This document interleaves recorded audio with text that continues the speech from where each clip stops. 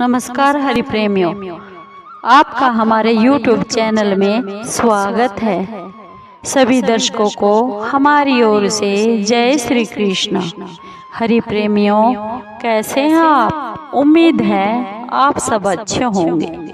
आइए आज की कथा सुनते हैं, आज का प्रसंग सुनते हैं। आज का प्रसंग है माँ तुलसी की संपूर्ण कथा, श्रीमद् भागवत पुराण के महापुराण के अनुसार। हरि प्रेमियों, उससे पहले अगर आप हमारे चैनल पर नए हैं तो प्लीज़ चैनल को सब्सक्राइब जरूर कर लीजिए और बेल आइकॉन को जरूर दबा लीजिए ताकि आप तक हमारे सारे नोटिफिकेशन पहुंच सके।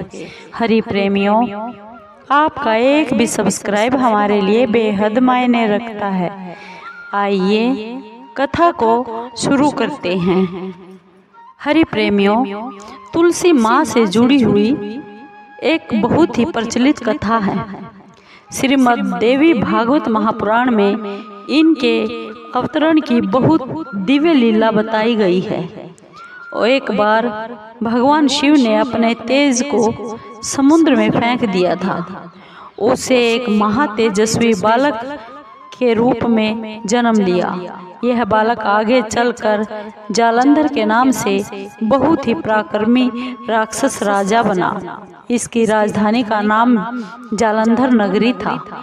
दैत्यराज कालनेमी की कन्या वृंदा का विवाह इसी जालंधर राक्षस से हुआ। जालंधर महादैत्य था।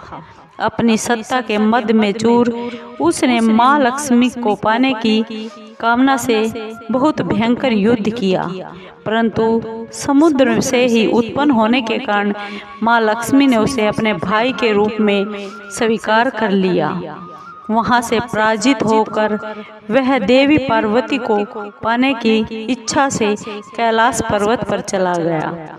भगवान देवाधिदेव शिव का रूप धर कर माँ पार्वती के समीप चला गया, परंतु माँ ने अपने योग बल से उस राक्षस को तुरंत पहचान लिया तथा वहां से माँ पार्वती अंतर्ध्यान हो गई। माँ पार्वती ने क्रोधित होकर सारा वृत्तांत भगवान विष्णु जी को सुना दिया। जालंधर की पत्नी वृंदा अत्यंत पतिव्रता औरत थी। उसी के पतिव्रत धर्म की शक्ति से जालंधर ना तो मारा जाता था और ना ही युद्ध में हारता था। इसीलिए जालंधर का विनाश करने के लिए वृंदा के पतिव्रत धर्म को भंग करना बहुत ही आवश्यक था। इसी कारण भगवान विष्णु ऋषि का भेष बनाकर वो एक वन में जा पहुँचे, जहाँ पर पतिव्रता वृंदा अकेली घूम रही थी। भगवान के साथ दो मायावी राक्षस भी थे, जिनको देखकर वृंदा बहुत ही भयभीत हो गई। ऋषि ने वृंदा के सामने पल में दोनों राक्षसों को भस्म कर दिया और उनकी शक्ति देखकर वृंदा ने कैलाश पर्वत पर महादेव के साथ युद्ध कर रहे अपने पति जालंधर के बारे में उससे पूछा। ऋषि ने अपने माया के जाल से दो बंदर प्रकट कर दिए। एक वानर के हाथ में जालंधर का सिर था तथा दूसरे के हाथ में धड़ थी। अपने पति की यह दशा देखकर पतिव्रता वृंदा मूर्छित होकर गिर पड़ी। होश में आने पर उन्होंने ऋषि रूपी भगवान से विनती की कि वह उसके पति को वापस जीवित कर दे। भगवान ने अपनी माया से पुनः उस जालंधर राक्षस का सिर धड़ से जोड़ दिया, परंतु स्वयं भी वह उसी शरीर में प्रवेश कर गए। वृंदा को इस छल का बिल्कुल भी आभास न हुआ। जालंधर बने भगवान के साथ वृंदा पतिव्रता का व्यवहार करने लगी और इससे वृंदा का पतिव्रत धर्म भंग हो गया। इससे सती तो जाता रहा। ऐसा होते ही वृंदा का पति जालंधर युद्ध में हार गया। इस सारी लीला का जब वृंदा को पता चला तो उसको बहुत गुस्सा आया और क्रुद्ध होकर उसने भगवान विष्णु को शिला होने का श्राप दे दिया तथा स्वयं वहीं पर सती हो गई। जहाँ पर पतिव्रता वृंदा भस्म हुई थी, वहीं पर तुलसी का एक पौधा उग गया।